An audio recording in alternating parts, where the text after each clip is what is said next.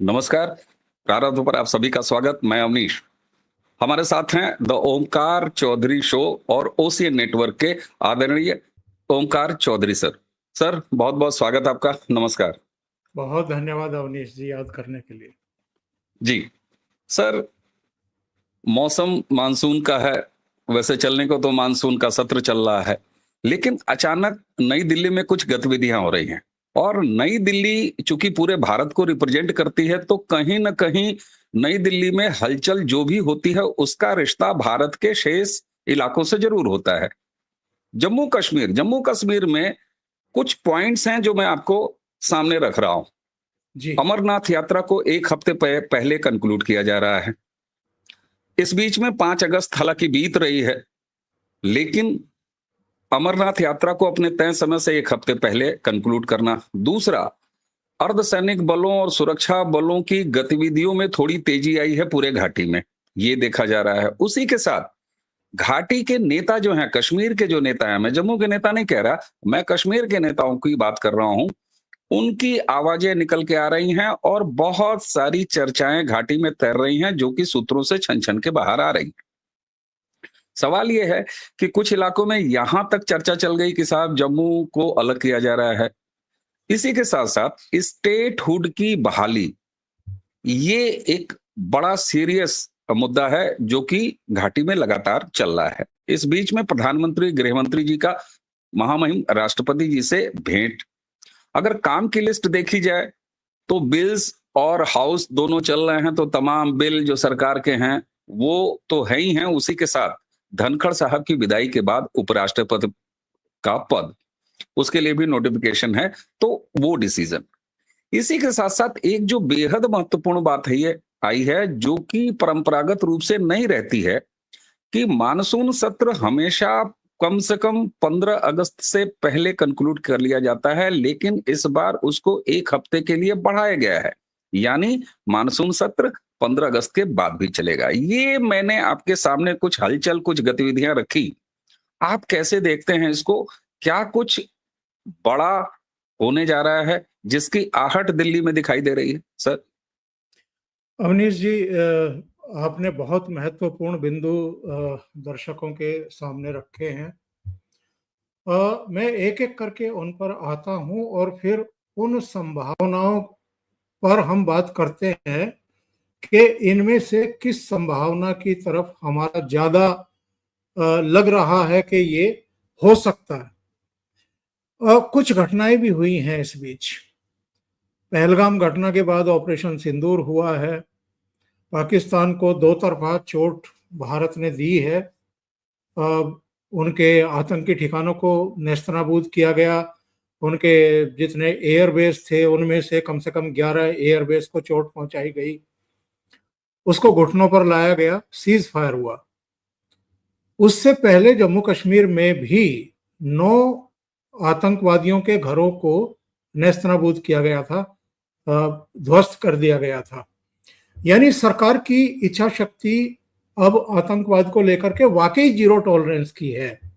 किसी भी स्थिति में बर्दाश्त ना करने की का एक स्टैंड है। वैसे तो 2014 से ही है, लेकिन पहलगाम की घटना के बाद ऐसा लगता है कि जिस तरीके से अमित शाह के नेतृत्व में इस समय नक्सलवाद के खिलाफ एक निर्णायक कार्रवाई हो रही है और एक डेडलाइन तय कर दी गई है, अब उसी तरीके से आतंकवाद को भी समूल नष्ट करने या उनको एक दायरे में बस समेट देने की कोशिशें और तैयारियां शुरू हो चुकी हैं। और इधर अगर हम देखें तो पहलगाम की घटना के बाद 6 मुठभेड़ें हुई हैं आतंकवादियों के साथ, जिसमें 21 आतंकवादी मार गिराए गए हैं। इनमें 12 पाकिस्तानी थे और 9 जम्मू कश्मीर के अलग अलग जिलों के रहने वाले थे। और जो पहलगाम के असली दोषी थे, उनका महादेव हिल्स के पास जो हश्र हुआ है वो सबने देख लिया है। वो पाकिस्तान ने भी देख लिया है, हमारे विपक्षी दलों ने भी देख लिया है। जो इन लोगों को कवर फायर देते थे, जो इनको संरक्षण देते रहे, छिपाते रहे, उन्होंने भी देख लिया है। एक बात अमित शाह ने गृह मंत्री रहते हुए सदन के पटल पर कही है, आमतौर पर यह बात नहीं कही जाती है, अवॉइड किया जाता है। उन्होंने कहा है कि उनके माथे में गोली मारी गई है। तो ये एक बहुत बड़ा मैसेज दिया गया है अवनीश जी।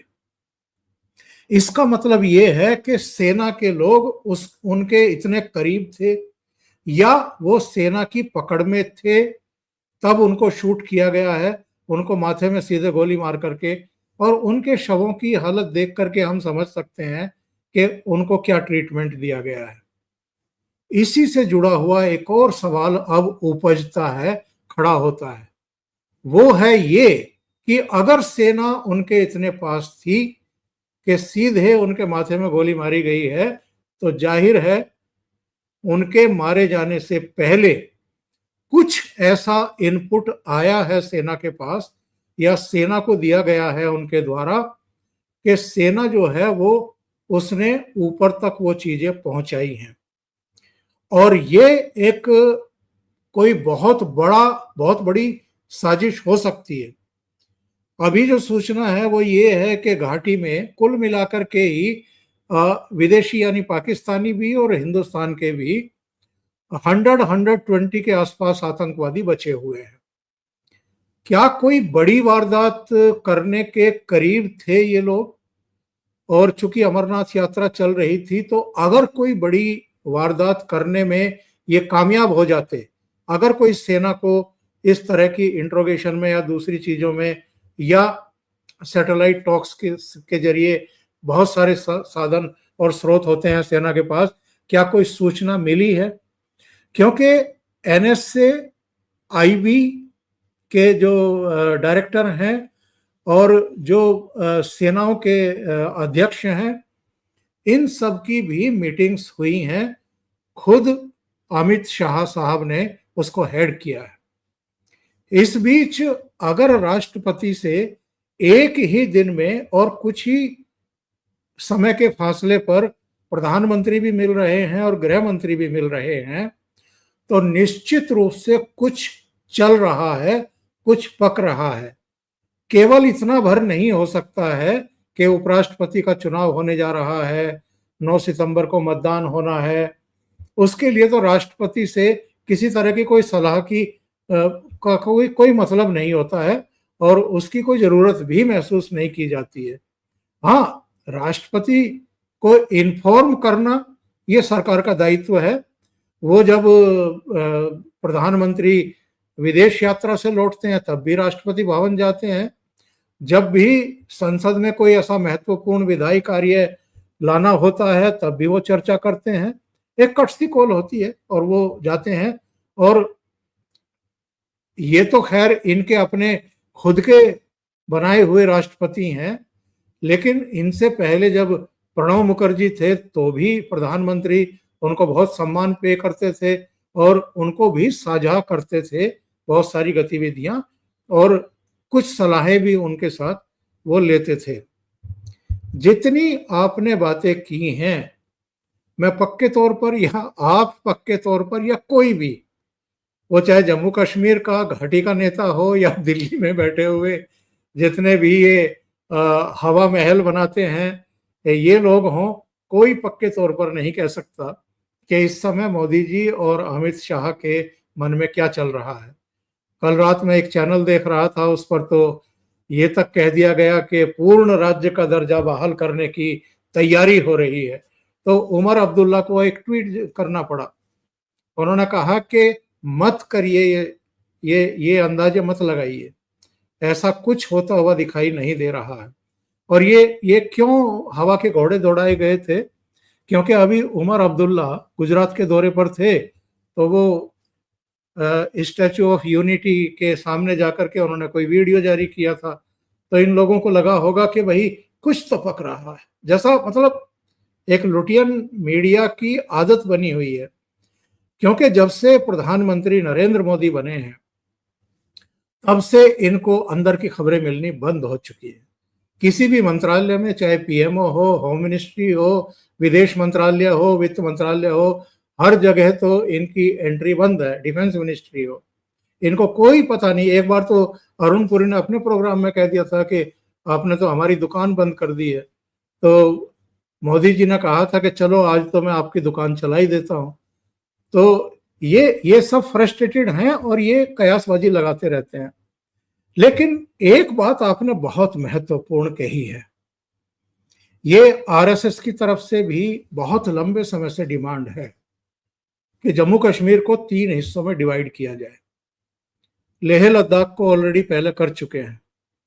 एक बड़ा प्रेशर इस सरकार के ऊपर है कि ये जो घाटी के 3-3.5 जिले हैं जहां सबसे ज्यादा बदतमीजियां हो रही हैं, लगातार हो रही हैं, और इतनी फोर्स, इतना पैसा और इतने बलिदान, पता नहीं, मतलब एक आंकड़ा दिया था अमित शाह साहब ने 5 अगस्त 2019 को लोकसभा में और राज्यसभा में 6 अगस्त को, कि 44,000 लोग मारे गए हैं आतंकवाद की वजह से। इतना बड़ा नुकसान हुआ है। तो सवाल ये है कि क्यों ना इनको 3-3.5 जिलों तक सीमित कर दिया जाए और वहां फिर आसानी होगी। हालांकि कोई वार्डबंदी नहीं की जाती है एक राज्य और दूसरे राज्य के बीच में, लेकिन वहां का अपना एक प्रशासन होता है, वहां की चुनी हुई एक सरकार होती है, उसकी अपनी पुलिस, और जब जरूरत पड़ती है तो अर्धसैनिक बलों को भी केंद्र से लिया ही जाता है। तो वहां बेहतर इंतजाम हो सकते हैं। लेकिन एक नया ट्रेंड भी हम और आप देख रहे हैं अवनीश जी। पहले इंटरनेशनल बॉर्डर से इनकी इतनी आमद नहीं होती थी, इतनी घुसपैठ नहीं होती थी। अब इन्होंने जम्मू क्षेत्र में भी और जम्मू से लगे हुए जो सरहद के जिले हैं वहां से भी बड़े पैमाने पर घुसपैठ करके वारदातें करनी शुरू की थी। वो उनका फ्रस्ट्रेशन कह लीजिए, कुछ भी कह लीजिए, या ये कह लीजिए कि घाटी में चूंकि सख्ती बहुत ज्यादा हो गई थी और ड्रोन और तमाम दूसरी चीजों के जरिए उनको नियंत्रित किया गया था। कल मैंने एक्चुअल में इसी पर एक शो किया है जिसमें अमजद अय्यूब मिर्जा जुड़े हुए थे और जम्मू कश्मीर पुलिस के पूर्व डीजीपी वैद्य साहब जुड़े हुए थे। और मैंने उनसे यही कहा था, मैंने कहा साहब घास कब तक काटते रहेंगे? जब तक जड़ों पर प्रहार नहीं होगा, जब तक जड़ों को उखाड़ करके सूखने के लिए तेज धूप में नहीं डाल दिया जाएगा, तब तक तो ये काम होगा नहीं। ठीक है, आपने फॉरेन फंडिंग जो है वो बंद कर दी है बहुत हद तक। यहाँ भी जो इनके मेहरबान थे, कदरदान थे, कुछ उद्योगपति और कुछ दूसरे लोग, उन पर भी मुश्कें कसी गई हैं। बहुत बड़े पैमाने पर एनआईए ने जो है रेड डाल करके जब्तियां भी की थी और तमाम दूसरे लिंक जो थे इनसे वो भी खत्म किए थे। और अलगाववादियों को भी आपने बिल्कुल एकदम दीवार से लगा दिया है। घाटी के नेता अभी भी ओकेशनली, चाहे फारूक अब्दुल्ला हो या महबूबा मुफ्ती हो, वो कुछ आपत्तिजनक इस तरह के बयान देते रहते हैं जिससे पाकिस्तान परस्ती दिखाई देती है। लेकिन जब ये सत्ता में होते हैं, जैसे फारूक अब्दुल्ला या उमर अब्दुल्ला अब सत्ता में हैं, लेकिन अभी भी फारूक अब्दुल्ला तो कुछ कुछ बयान दे रहे हैं, उमर अब्दुल्ला जो है वो एहतियात बरत रहे हैं। ये एक इनकी रणनीति होती है। जब विपक्ष में होते हैं तो ये तमाम तरह के दूसरे सुर अपनाने लगते हैं। तो ये सारा कुछ जो इस समय चल रहा है या हो रहा है, अमरनाथ यात्रा को बीच में रोकना या खत्म कर देना, लगता ये है कि अभी 15 अगस्त तक तो शायद कुछ ना करें। 5 अगस्त को कयासबाजी हो रही थी कि 5 अगस्त फिर आ रही है। मुझे लगता नहीं है कि 5 अगस्त, हर 5 अगस्त पर उन्होंने कुछ किया ही हो। हाँ, 2019 में किया था, 2020 में भगवान राम के भव्य दिव्य मंदिर की आधारशिला रखी थी, पूजन किया था, पर उसके बाद कोई बड़ा फैसला 5 अगस्त को हुआ हो, शायद एक और हुआ था, कोई मुझे ध्यान नहीं आ रहा। पर ये 2-3 को छोड़ करके हर 5 अगस्त को तो बड़ा फैसला नहीं हुआ है। अब जम्मू कश्मीर को लेकर के अगर कुछ इतना बड़ा करने वाले हैं, यानी जम्मू को अलग करने वाले हैं और घाटी के ये 3-3.5 जिले अलग अलग रखने वाले हैं, तो ये मुझे लगता है कि 15 अगस्त का जो एक बड़ी चुनौती है, इस बार एक बड़ी थ्रेट है। आज बल्कि ये भी खबर आई थी कि एक मॉक ड्रिल चल रहा था वहां पर और कहीं कोई एक फेक विस्फोटक रखा गया था पुलिस कर्मियों को टास्क दिया गया था कि जरा देखें सब ठीक ठाक है, और उसमें लापरवाही हुई और 7 पुलिसकर्मी सस्पेंड किए गए हैं। तो एक बड़ी थ्रेट है इस समय 15 अगस्त का ये, क्योंकि ये ऑपरेशन सिंदूर के बाद और पहलगाम की घटना के बाद 15 अगस्त हो रहा है। तो ये ठीक तरीके से निपट जाए, मुझे लगता है कि उसके बाद वाले सप्ताह में कुछ ना कुछ तो होगा अवनीश जी, जिसके बारे में हम सिर्फ और सिर्फ कयास लगा सकते हैं। अभी कॉन्क्रीट जानकारी किसी के पास भी नहीं होगी उसको लेकर के। बिल्कुल सर। और आपने उस बिंदु को जो इतने महत्व से आगे बढ़ाया कि जम्मू को अलग किया जा सकता है, तो आज जो नए उम्र के हमारे दर्शक हैं, उनको याद अगर करा दें, तो भारतीय जनता पार्टी सर शुरू से छोटे राज्यों की हिमायती रही है, और भारतीय जनता पार्टी की अटल बिहारी जी की सरकार ने ही, आप देखिए तो उत्तराखंड और मध्य प्रदेश से छत्तीसगढ़, बिहार से झारखंड, तो ये एडमिनिस्ट्रेटिव पॉइंट ऑफ व्यू से ये एक वैचारिक इनकी नीति रही है भाजपा की। तो अगर इस तरफ भी सोचा जा सकता है तो इसमें कोई हर्ज नहीं है। सर, एक घटना और हुई, जी, राष्ट्रपति से मुलाकात किया गृह मंत्री जी ने, प्रधानमंत्री जी ने, लेकिन उसके बाद हाई लेवल मीटिंग अपनी इंटरनल सरकार के लोगों की ही, वो तो समझ में आती है। सर, एनडीए की एक कॉम्प्रिहेंसिव मीटिंग हुई, इसका क्या संकेत हो सकता है कि भाई सरकार का तो ठीक है, लेकिन गठबंधन की मीटिंग, ये इससे कुछ आप संकेत निकालते हैं? देखिए इसी से जुड़ा हुआ हो सकता है जो अहम फैसला होने जा रहा है, और चूंकि एक सरप्राइज एलिमेंट हमेशा रहता है प्रधानमंत्री के फैसलों में, और जो भी वो कर रहे होते हैं, तो ये अब इंडिपेंडेंटली वो 282 वाली या 303 वाली भारतीय जनता पार्टी की सरकार तो नहीं है, 240 सीटों वाली सरकार है जो एनडीए के गठबंधन सहयोगियों के सहारे ही चल रही है। ये अलग बात है कि 2014 से 2019 और 2019 से 2024 वाली सरकार के जो तेवर थे उससे रत्ती भर भी कम नहीं है, और उतनी ही मजबूती से मोदी जी फैसले ले रहे हैं। और अगर हम इंटरनेशनल लेवल पर थोड़ा सा नजर दौड़ाएं इस समय, जिस तरीके से अमेरिका के साथ ये नए सिरे से टसलबाजी शुरू हुई है, तो उसके मद्देनजर भी कम से कम सरकार का बहुत मजबूत बने रहना, एकजुट बने रहना इस समय बहुत जरूरी है। तो तमाम चीजें हैं, अब उनको लेकर के जरूर प्रधानमंत्री ने या गृह मंत्री ने ब्रीफ किया होगा अपने एनडीए सहयोगियों को। जी। और जिस तरीके से ये वक्फ बिल लाया गया था, और उस समय भी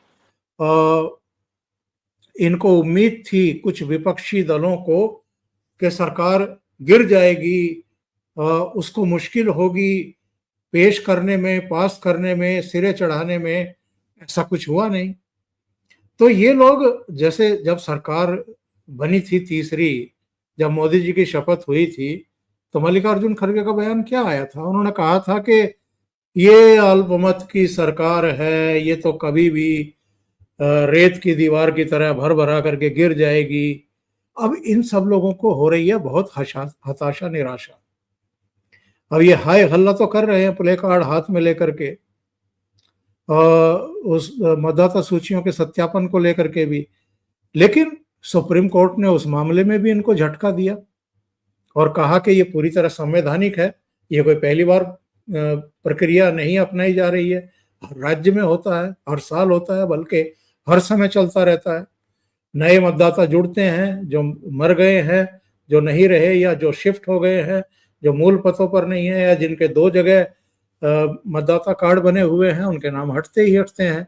तो आप केवल और केवल सरकार के खिलाफ एक माहौल बनाने के लिए और एक वर्ग विशेष को ध्रुवीकृत करने के लिए बिहार चुनाव में ये सब कर रहे हैं। ये सुप्रीम कोर्ट की टिप्पणी नहीं, लेकिन मैं बता रहा हूं कि इनका ध्येय क्या है, हेतु क्या है।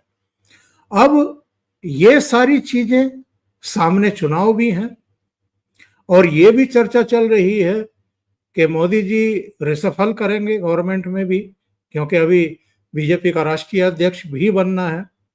तो उसके बाद संगठन में भी बदलाव देखने को मिलेंगे, सरकार में भी कुछ बदलाव देखने को मिलेंगे।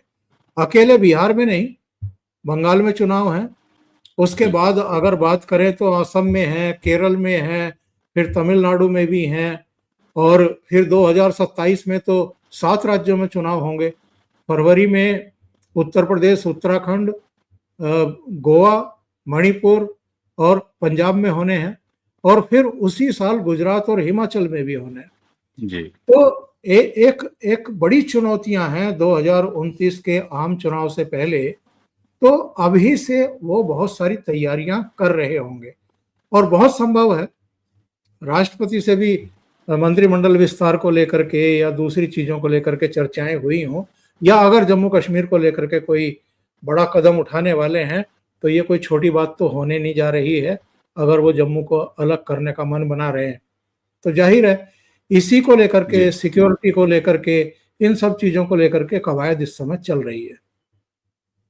बिल्कुल सर। और जो सामने दिखाई दे रहा है, कम से कम उससे हम संकेत निकाल सकते हैं। आपने जैसे कहा कि हम सारे कयास ही करते हैं, ऐसा तो है नहीं कि हम लोग शाह जी के कमरे में बैठे हुए थे, मोदी जी के कमरे में बैठे हुए थे, ऐसा कुछ नहीं है।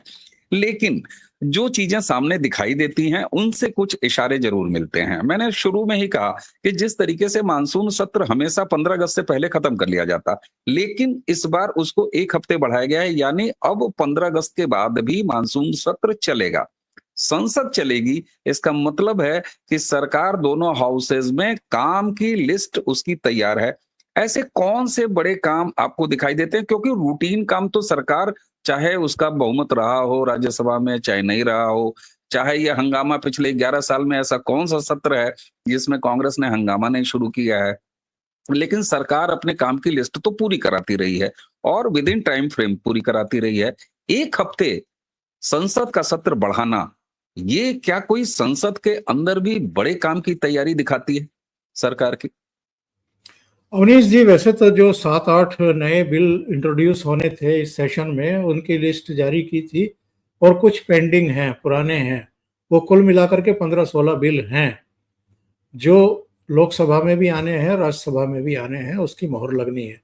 अच्छा, राज्यसभा में अब सरकार के पास अपने सहयोगियों को मिलाकर के बहुमत है, तो उसके सामने कोई दिक्कत आती नहीं है। और तब भी दिक्कत नहीं आई जब बहुमत नहीं था।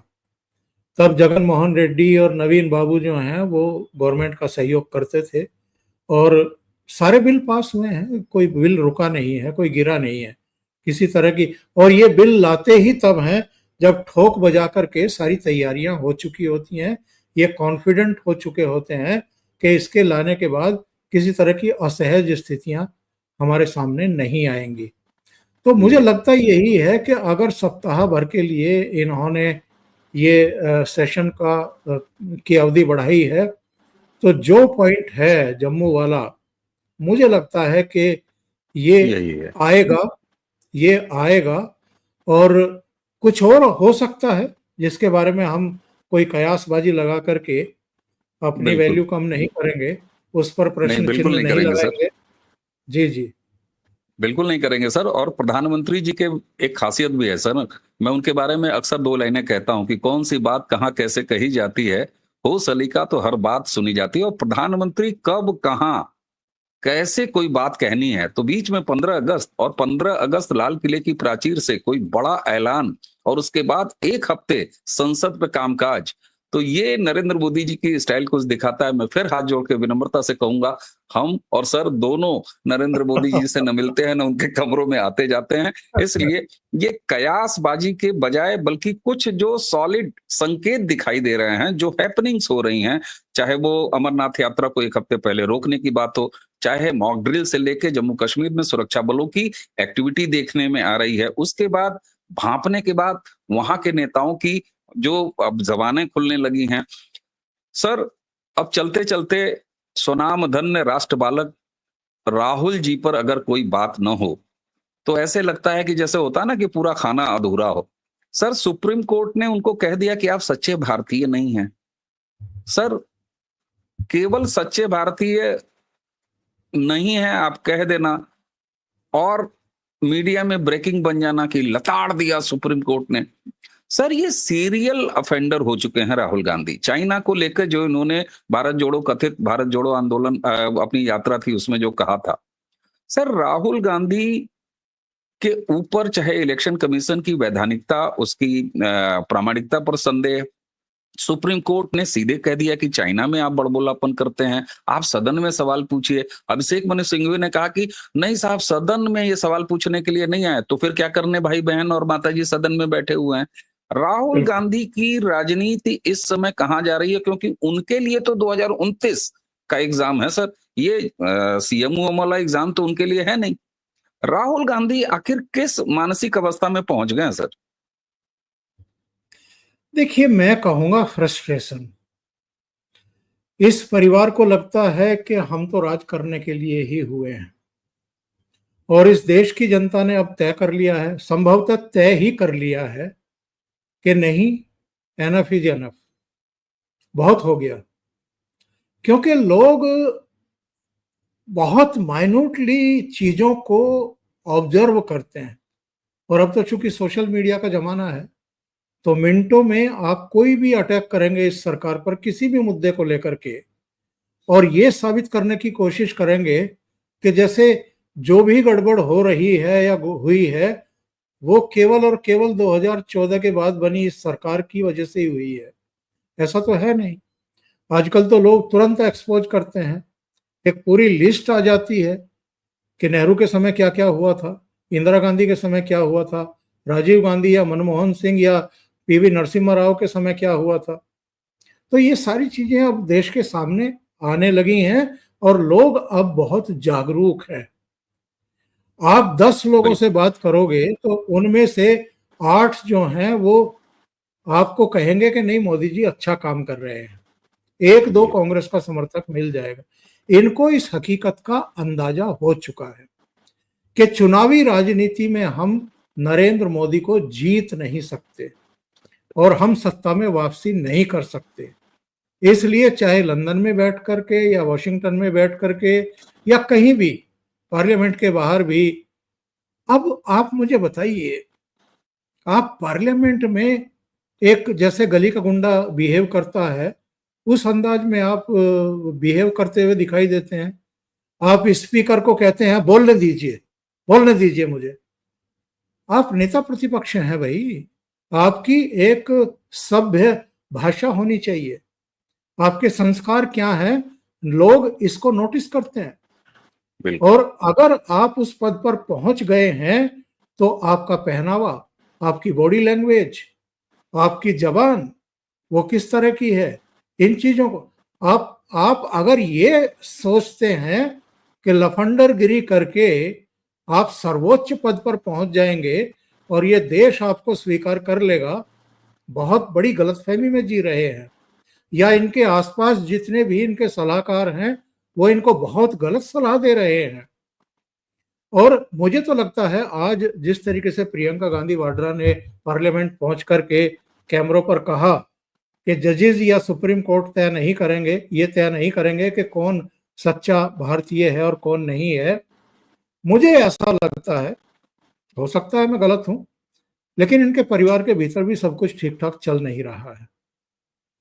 प्रियंका गांधी वाड्रा कब चुप होकर के बैठ जाएं, कब गायब हो जाएं सीन से और कब अचानक आकर के बैटिंग करना शुरू कर दें, ये बहुत शार्प तरीके से खेल को खेल रही हैं। आज वो राहुल गांधी का बचाव करती हुई दिखाई दे रही हैं और सुप्रीम कोर्ट पर बरसती हुई दिखाई दे रही हैं। ऐसे तो अनेक दृष्टांत हैं जब शाहबानों से लेकर के तमाम मामलों में इन्होंने सुप्रीम कोर्ट के खिलाफ जाकर के, और इमरजेंसी क्यों लगाई थी वो बहुत विस्तार हो जाएगा पूरा प्रकरण, आप बेहतर तरीके से जानते हैं, केवल और केवल अपनी कुर्सी बचाने के लिए। कुर्सी बचाने, बिल्कुल बिल्कुल सर। और 5 तारीख को सब लोग बड़ी अपेक्षा रखते हैं, लेकिन सर कुछ थोड़े से मीठे और ढेर सारे खट्टे अनुभवों के साथ पूर्व गवर्नर श्री सत्यपाल मलिक साहब, उनका आज देहांत हुआ। अब उन पर क्या चर्चा की जाए। हालांकि हमारे यहाँ सनातनी संस्कार ये कहते हैं कि नहीं साहब, जब कोई नहीं रहे तो उस पर चर्चा नहीं की जाती। लेकिन शहादत हसन मंटो की लाइन मुझे याद आती है, वो कहे कि नहीं, ऐसा नहीं होना चाहिए कि जो नहीं रहा उसके बारे में चर्चा ही क्या, उसकी समीक्षा नहीं होनी चाहिए। और अगर हालिया याद आता है तो एक फूड ब्लॉगर होते थे, बहुत सारे लोग उनको पत्रकार कहते हैं, लेकिन मैं उनको फूड ब्लॉगर के तौर पर ही जानता हूँ, स्वर्गीय विनोद दुआ। तो ये हमारे संस्कार हैं सर, नहीं रहने पे हम स्वर्गीय ही लगाते हैं। लेकिन धनखड़ साहब तक आते आते ये परंपरा अब निश्चित तौर पर प्रधानमंत्री जी के लिए, उनकी टीम के लिए ये हो गया है कि वैचारिक प्रगाढ़ता अगर नहीं है तो व्यक्ति के कमिटमेंट में इसी तरह के कमी देखी जा सकती है। खैर, नहीं रहे मलिक साहब तो उन पर अब बात नहीं करेंगे। सर, मैंने जो बिल्कुल बाल प्रश्न के रूप में कुछ हरकतें, कुछ बिंदु आपके सामने रखे और उसको आपने बड़े विस्तृत तरीके से न सिर्फ संकलित किया, विश्लेषित किया, इसके लिए आपका बड़ा धन्यवाद, बहुत-बहुत धन्यवाद। और दर्शकों, देखिए क्या होता है, बरसात का मौसम है, चाय पकौड़ी के साथ इंतजार कीजिए। क्यों? क्योंकि सदन का काम अगर 1 हफ्ते बढ़ाया है, तो एक्स्ट्रा क्लास वही बालक करते हैं जिनको अच्छे नंबर लाने होते हैं। इन्हीं संकेतों के साथ आज की ये चर्चा अब यहाँ समाप्त करेंगे। सर, आपको बहुत-बहुत धन्यवाद। दर्शकों, इसी के साथ मुझे और ओमकार सर दोनों को आज्ञा दीजिए। नमस्कार, प्रणाम, जय जय श्री राम। जय जय श्री राम।